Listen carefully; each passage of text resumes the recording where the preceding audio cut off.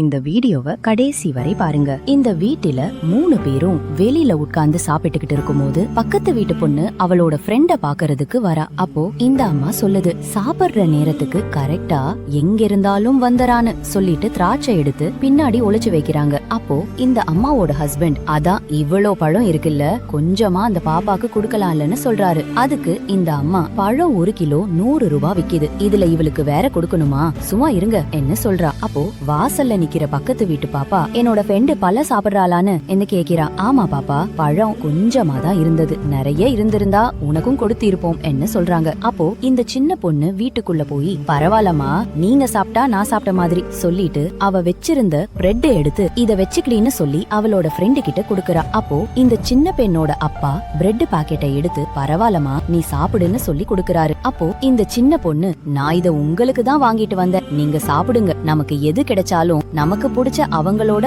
Share பண்ணி தான் சாப்பிடணும்னு எங்க அம்மா எனக்கு சொல்லி கொடுத்திருக்காங்க என்ன சொல்றா. அத கேட்டு ஆச்சரியப்பட்ட இந்த ஆளு மறைச்சு வைத்திருந்த பழத்தை எடுத்து, இத நீ எடுத்துட்டு போய் சாப்பிடுன்னு கொடுக்கறாரு. அதுக்கு அந்த சின்ன பொண்ணு, அன்போட ஒரு பொருளை கொடுத்தால்தான் வாங்கணும்னு எங்க அப்பா சொல்லி இருக்காருன்னு சொல்லிட்டு கிளம்பிடுறான். எப்பவுமே நமக்கு எது கிடைச்சாலும் அது நம்மளே வச்சுக்காம மத்தவங்களுக்கும் கொடுத்து பழகுனால தான் நம்மளோட வாழ்க்கை நல்லா இருக்கும். இந்த பொண்ணோட செயல் உங்களுக்கு பிடித்திருந்தால் இந்த வீடியோவுக்கு ஒரு லைக் போட்டு கமெண்ட்ல சூப்பர் பாப்பான்னு கமெண்ட் பண்ணுங்க.